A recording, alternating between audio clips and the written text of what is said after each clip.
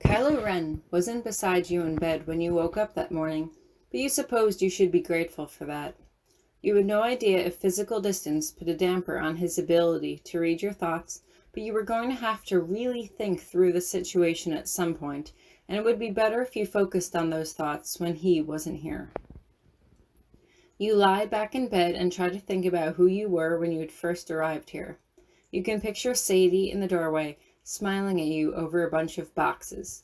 Isn't this just the best? That was what she had asked you then. If you could ask her now, her opinion would probably be quite different. But you couldn't really think about Sadie right now either.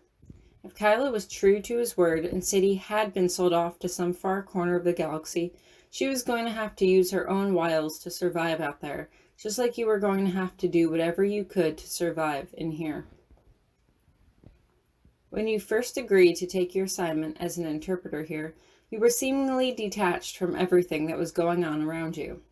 When you had foolishly stepped onto the Starkiller Base, you thought that you weren't accountable for the consequences of what transpired because you were an interpreter.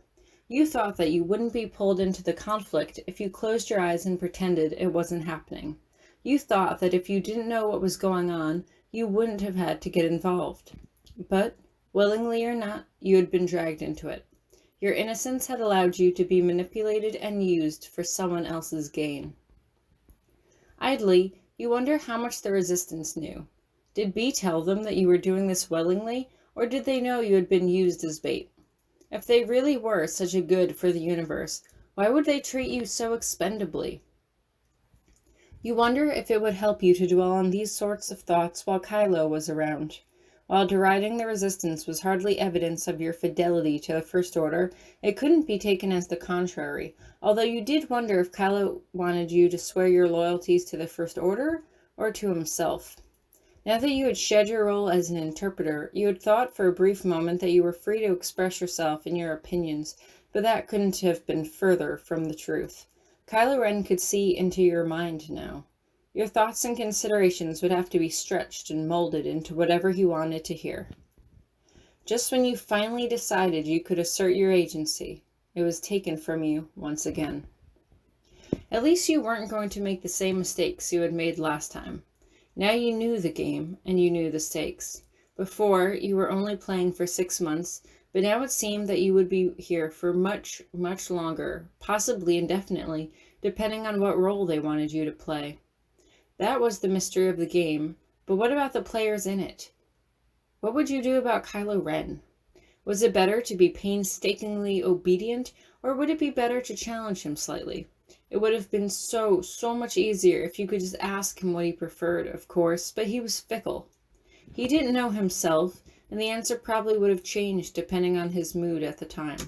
You could only thank either luck or the Force that you seemed to be adept at reading his behavior and sensing his moods. If you could accurately predict and discern his behavior, it was going to make this a lot easier.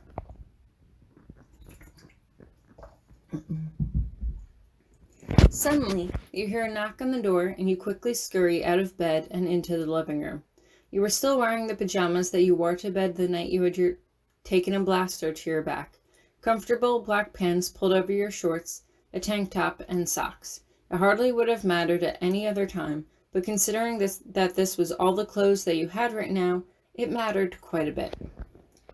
"Come in," you call, brushing your hair out of your face. Kylo Ren wouldn't have knocked, and so it could only mean you had a visitor. Maybe Sadie? Latson? Hell, even Shane. You could only hope that they hadn't been sold off so quickly and were still on board. It was a bit of a selfish concern, you realized that, but you honestly couldn't be sure if they were safer on board here or in the hands of the Weequay. The door slides open, and none other than Captain Phasma walks in, carrying a large crate in her hands. You breathe out a sigh of relief, but it quickly catches in your throat as you look up at her silver helmet. Kylo Ren had indicated last night that the First Order thought that you had sold out your friends and revealed the whole plot to him.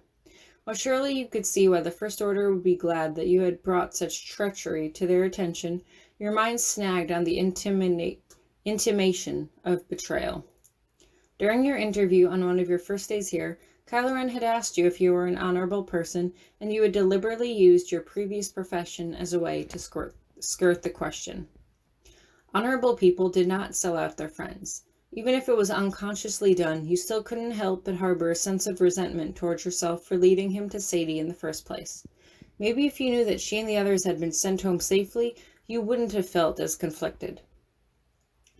You let this myriad of emotions take full control of your features as you gaze up at her, trying not to show weakness, but at the same time, trying to reveal a tender sense of vulnerability.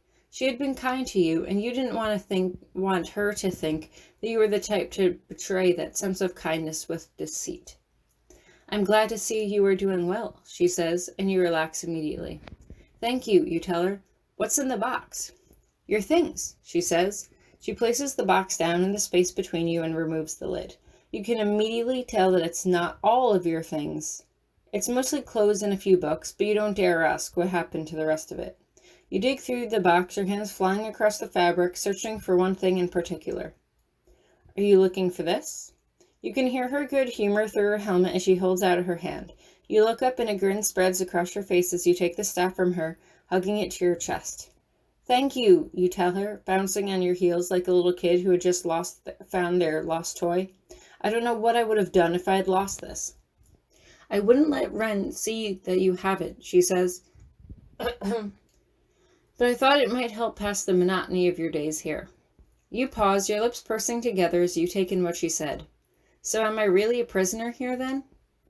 They have come to a consensus that you will remain locked in here for the time being until they can further assess your loyalties, she explains. Someone will come by twice a day, morning and night, to bring your meals. There is a guard outside the door at all times, should you decide to get curious. Her helmet bows slightly as she studies you carefully, and you do your best to look as innocent as possible. No worries there, you tell her. I'm not going to give your troops any trouble. The helmet lifts up again as if she's glad to hear it. She pauses for a moment as if she's trying to decide whether or not to say what she's thinking. Thank you, she says at last. Thank you, repeat blankly. What for? It is my firm belief that my soldiers' loyalty should be first and foremost to the First Order, Captain Phasma explains, not to me nor to any one individual. It couldn't have been easy to betray your friends, but I recognize and appreciate what you've done for the Order. Your bottom lip puffs out slightly as you consider what she said. Glad to help, you say finally. It's the safest thing you can think of to say in the moment. Apparently, Kylo had done a very good job of convincing everyone of your usefulness, although you couldn't be sure why. Was it because it showed you were under his control? Was it some kind of ruse? Or was it something else entirely? You were honestly getting sick of secret motives and subterfuge, but you supposed that wasn't going to change anytime soon. As long as you were here, and honestly, probably anywhere in the galaxy, people were going to try to use you for their own ulterior motives. It was up to you, and you alone, to protect yourself from it as best you could. A guard will be outside the door at all times, Captain Phasma repeats. Please let us know if you require anything. I'm sure we'll be in touch. Wait, you say quickly. Can I ask, do you know anything about my friends? Are they still here? Or have they been sold off already?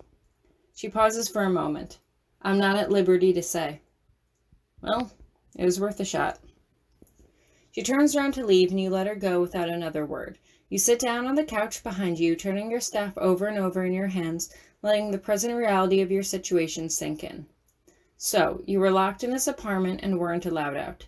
Someone would bring you meals twice a day. In other words, not that much had changed from when B had locked you in your room, and you couldn't help but laugh aloud at the irony. Different room, slightly different situation, but still the same danger, more or less. At least you had a lot more room to move about here. You had seen a few doors here and there, especially one behind you off to your right that didn't look like it held something interesting, but you didn't open it. You wouldn't open any of them. For all you knew, they were simply his closets or contained secrets they didn't want you to see. And if you acted guilty or any differently in front of him, all it would take was his fingers pressed against your temple, maybe not even that much, to see what you were hiding from him. No, it would probably be in your best interests to know as little as possible. The irony of that was not lost on you either. Okay, enough thinking. You get up and push the crate into the corner of his room. It's a big room, and it hardly takes up any space at all.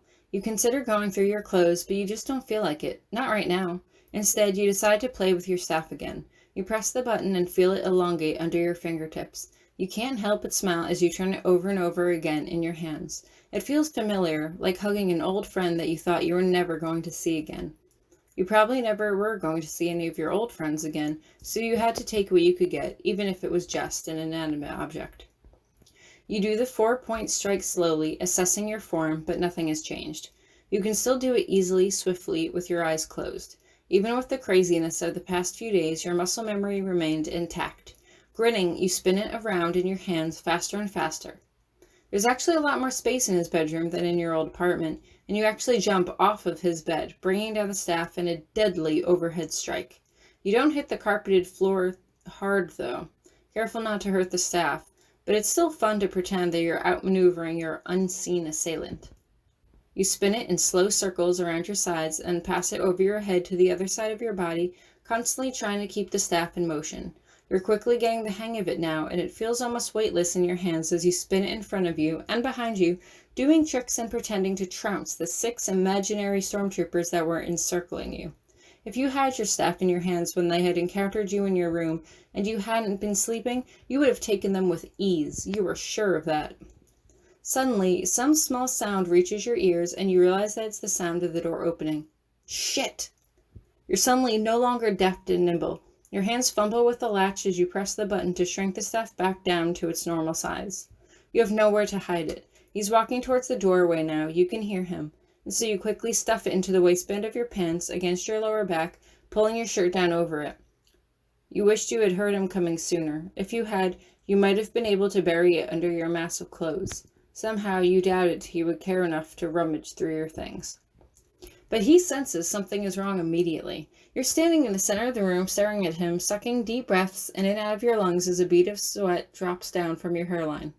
He walks towards you slowly, dressed in his full armor, and you breathe out a shaky sigh of relief as he stops in front of you and removes his helmet. What's wrong? Nothing's wrong, you say quickly. It's stupid to lie to him, you know that, but Captain Phasma had literally just told you today not to let him see that you had it, and you didn't want her to get in any trouble. He takes a step forward and leans his face in to kiss you, his gloved fingers resting against your cheek. You lean forward to kiss him back, making sure to keep your back as straight as possible, trying to keep yourself out of his reach. Too late. Either he predicted what you were about to do, or he was already mucking about in your mind, as he did what you had feared. He took a step forward to deepen the kiss, wrapping one arm around you. His free hand immediately skims over the staff against your back. You murmur a cry of protest against his open mouth as he backs away from you and pulls it out from under your shirt. He turns his back to you as he inspects your hidden treasure. No! You sound like a whiny little kid as you try to grab it from over his shoulder. But he just turns around and holds up one hand, palm facing you, and you're immediately stopped in place. Damn! If you could utilize the Force this well, you had quite a few ideas as to what you would do with it. What's this? He asks. He turns it over in his hands until he eventually finds the small, well-concealed latch. He presses the button, and you can't help but whimper as he extends it out in front of him. He raises his eyebrows as he spins it around, and you can't help but notice that he's wielding it quite naturally, idly spinning it around with just one hand. The way he spun it and moved it from hand to hand would have been quite sexy, but the fact that you couldn't move prevented these kinds of wayward thoughts from going any further. A weapon? He asks at length. Where did you get this? Nowhere, you reply. Something skirts across his features, and you bite your lip. You can't lie to him. Pretending to stall won't help you. Tell the truth. It was a present. A present, he asks. From who? You don't want to get Captain Phasma in trouble, but at the same time, he was going to extract the information out of you sooner or later. Captain Phasma. She gave it to me a while ago, after I started taking her self-defense classes. She just gave it back to me again today when she brought my things. She thought it might cheer me up. He stares at you, trying to determine if you're lying. You can't conceal anything from me, he says at length. You know that. You are painfully aware of that. You're also aware that his voice is dangerously low, and you know what's coming. I asked you a question, and you refused to give me a straight answer. So now... He puts his gloved palm against your temple and you bite your lip to keep from crying out as your shoulders heave. You whimper and let out a slow, strangled breath as pain races across the top of your skull. You shut your eyes and let him take what he wants. Let him see what he wants to see. The pain is explosive, like tiny little sticks of dynamite blowing up small pieces of your brain, but you don't fight him. You blink at him, your vision blurry and stained with tears. It looks like he's still talking, but you're in so much pain you can't even hear what he's saying. Finally, he pulls his hand away and you exhale a long, shaky sigh of relief. He embraces you in his arms and presses his lips against yours, cradling the back of your head in his hands. I won't have to do that if you're honest with me, he says quietly. Do you understand? Yes, you say quietly. You look away from him and you can feel his whole body stiffen as he lets out a long sigh. I don't want you to be afraid of me, he says, and there's something in his voice that causes you to hesitantly bring your eyes back up to his face as he tucks a strand of hair behind your ear again. It's a tender gesture, and again you remind yourself that while he's a volatile, unpredictable person, he still seems to care for you. Did he still consider his affection for you a weakness? Did that depend on if he saw you as a person or a plaything? You can't be sure, but right now he seemed to be treating you as a person, and while you were grateful for that, you realized that you would still have to be careful. You would always have to be careful. I can't protect you if you try to keep things from me. I'm sorry, you say softly, but there's a note of firmness in your voice. I won't disappoint you again. Good. His tone is clipped, and he stands up a little straighter. He presses one more swift kiss against your lips as he hands the staff back to you and picks up his helmet. Does this mean you're allowing me to keep it? You ask nervously, turning it over in your hands. It was a gift, he replies. I trust her judgment. He slips the helmet on over his head, and when he speaks again, his voice is full of the low, gravelly distortion that you hate so much. It appears that you are quite skilled with it. Keep training. I will return tonight. With that, he turns around and leaves the apartment before you can say anything more. You stare after him, mouth slightly agape, but don't dare to move until you hear the door slide shut behind him. Slowly, you can feel heat creeping into your cheeks as your face splits into a grin. Had he just complimented you? You must have liked whatever he had seen you do in your head. You had felt him shuffling through your memories, but you had let him take what he wanted and try not to focus on any one thing, instead letting him pick and sort through what he wanted to see for himself. Did he know that you had spent your nights working out? That you had spent your last few days as an interpreter locked in your room, working your body until your muscles were stiff and sore? Was your dedication admirable, or would he have perceived it as a weakness? One thing was for sure, you couldn't be sure of anything. You could never be sure as to how he would react to any one thing. You had to always be on your guard, always be prepared for the new and unfortunate ways that he was going to surprise you. It appears you are quite skilled with it. You allow a small bubble of pride to rise up in your chest. That was obviously high praise coming from him. Maybe if you played your cards right, he would let your training with Phasma continue. You sit down on the edge of his bed and quickly wipe your cheeks dry with the back of your hand. His mental probing had gone on for no more than a minute, if that, and yet it had seemed like so much longer. You understood what he was trying to do, using his mind probe as a deterrent in exchange for your honesty. Well, the lesson had been learned there. Internally, you were kicking yourself for letting it get that far. You knew he was unpredictable, and you could have guessed that lying to him, or trying to conceal information, would have led to that happening. But it had happened, it was over, it was done, and as long as he stayed true to his word, it would never happen again.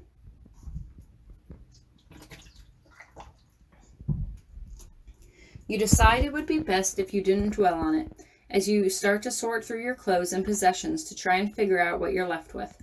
There's more there than it had looked like, and you wonder idly if Captain Phasma had gone through your things or if the task had been delegated to one of her troops. Idly, you wonder what had happened to Sadie's stash of Alderaanian wine. It wasn't like you really wanted it now, but you wondered if one of the stormtroopers had turned it in or decided to keep it for themselves. You could only hope that Ladson had somehow finished it off before they got their hands on it. You don't really know where to put them, so you just fold all of your clothes and throw them back in the crate on top of your books. Physical books were a rarity in the galaxy, seen as inefficient by some, but being at school meant you had access to quite a lot of them. But right now, you weren't in the mood for a book. Instead, you reach down and pull out your datapad connecting to the First Order's network. You had done this when you had first arrived, but the First Order didn't have any books, and B had cautioned you against browsing through their scores and scores of mindless propaganda.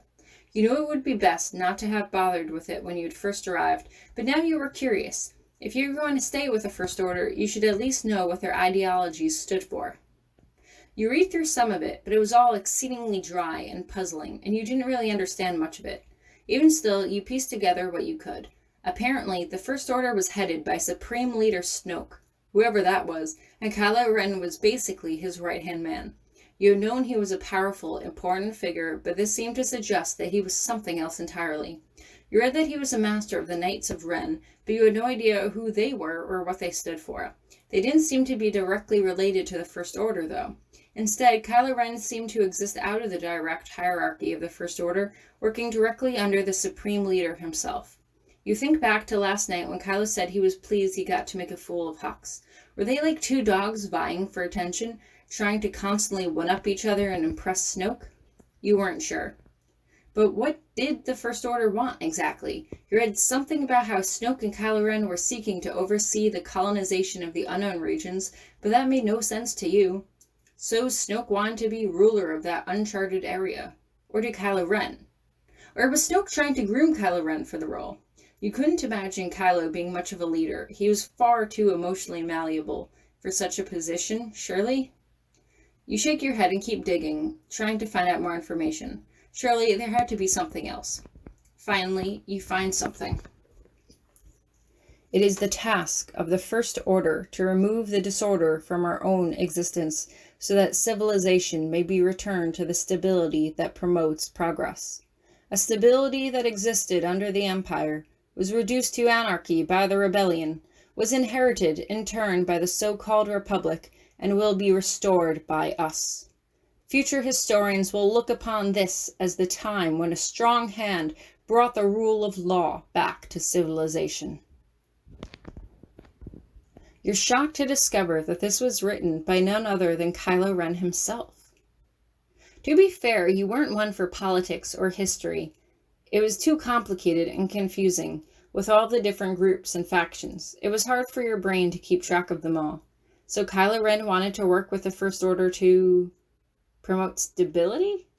Bring the rule of law back? What did that even mean? You had no idea, but it looked like the mark of a man who had great ambition. Did Kylo Ren really want to rule the entire galaxy? The man had run away while he was finger-fucking you, but somehow he alone was going to bring order and stability to the entire galaxy? You didn't like it, not one bit. It wasn't that it frightened you. Political ideologies always used bold language, which tended to be intimidating in itself, but it was the fact that you couldn't see the Kylo Ren that you had just read about as the one you had slept with last night. It was like they were two completely separate entities. Either way, you had to stop thinking about it. You would not be in a favorable position if he happened to look through your thoughts and found out that you deemed him too weak to reach his lofty goals. You put the datapad away and pull out one of Sadie's old fictional books. It was probably going to be a sappy love story. Sadie loved that kind of drivel, but to be fair, it would probably distract you from having unnecessary thoughts. You had no idea what Kylo Ren would make of you reading through First Order literature while he was away. There was the possibility that he would have been pleased that you were interested in the First Order itself, but there was also the possibility that he would be upset with what you had read about him. You yourself weren't upset, just really, really confused, but it wasn't wise to dwell on thoughts to which you would never receive any answers. So, instead, you curl up with Sadie's book, open to the first page, and pretend you're someone else, some young ingenue in a galaxy far, far away.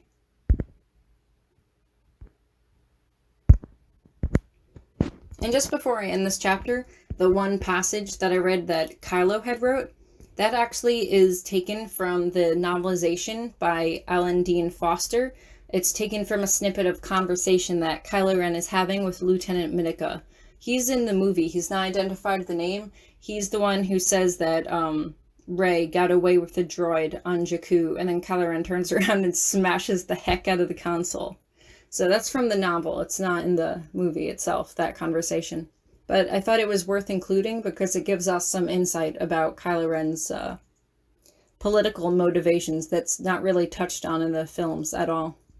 But anyway, I just also want to take a quick moment to say that we're halfway through this first part of A Flare in the Dark now. So if you like this, please subscribe to my channel, like the video, and comment on how you're liking the story so far.